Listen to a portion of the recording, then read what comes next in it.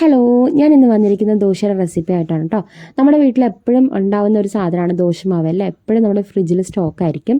സാധാരണ ദോശയും നെയ് റോസ്റ്റിനെയും വിട്ടിട്ട് നമുക്കിതൊന്ന് ഉണ്ടാക്കി നോക്കാം. വളരെ പെട്ടെന്ന് ഉണ്ടാക്കാൻ പറ്റുന്നതാണ്.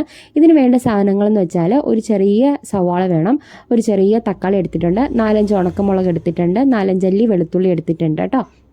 എന്നിട്ട് ലേശം ഉപ്പ് ഇട്ടിട്ട് നന്നായിട്ട് മിക്സിയിൽ അരച്ചെടുക്കുക. ഒട്ടും വെള്ളം ചേർക്കരുത്. നന്നായിട്ട് അരച്ചതിന് ശേഷം ഈ മിക്സ് നമ്മൾ ദോശ ബാറ്ററിൽ ഒഴിച്ചു കൊടുക്കുക. സാധാരണ ദോശമാവിൽ നിങ്ങൾ ഒഴിച്ചു കൊടുക്കുക. നിങ്ങൾ ഉണ്ടാക്കി വെച്ചിട്ടുണ്ടാവുമല്ലോ, അതിലേക്ക് ഒഴിച്ചു കൊടുക്കുക. അതിലേക്ക് ഒഴിച്ചു കൊടുത്തതിന് ശേഷം നന്നായിട്ട് മിക്സ് ചെയ്യുക. നന്നായിട്ട് ഇളക്കി യോജിപ്പിച്ചതിന് ശേഷം നമ്മൾ ഇതിലേക്ക് കുറച്ച് കായപ്പൊടിയും കൂടെ ഞാൻ ചേർക്കുന്നുണ്ട്. ഒരു എന്താ പറയുക, 2-3 പിഞ്ച് കായപ്പൊടിയും കൂടെ ചേർക്കുന്നുണ്ട്. ഒരു നല്ല ഫ്ലേവറിനാണ് കേട്ടോ. നല്ല ടേസ്റ്റാണ് ഉണ്ടാക്കി വരുമ്പോഴത്തേക്കും. എന്നിട്ട് നന്നായിട്ട് മിക്സ് ചെയ്തതിന് ശേഷം നമ്മുടെ സാധാരണ ദോശ തവയിൽ എങ്ങനെയാണോ ദോശ ഉണ്ടാക്കുന്നത് അതുപോലെ പരത്തിയെടുക്കുക.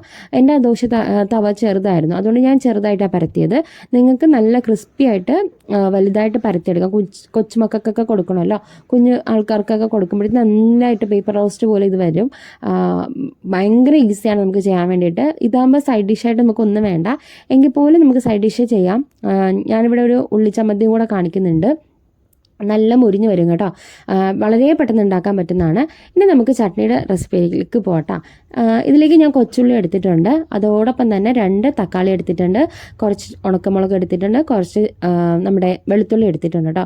ഇതും സെയിം തന്നെയാണ്. മിക്സിയിലിട്ട് നന്നായിട്ട് അരച്ചെടുക്കുക.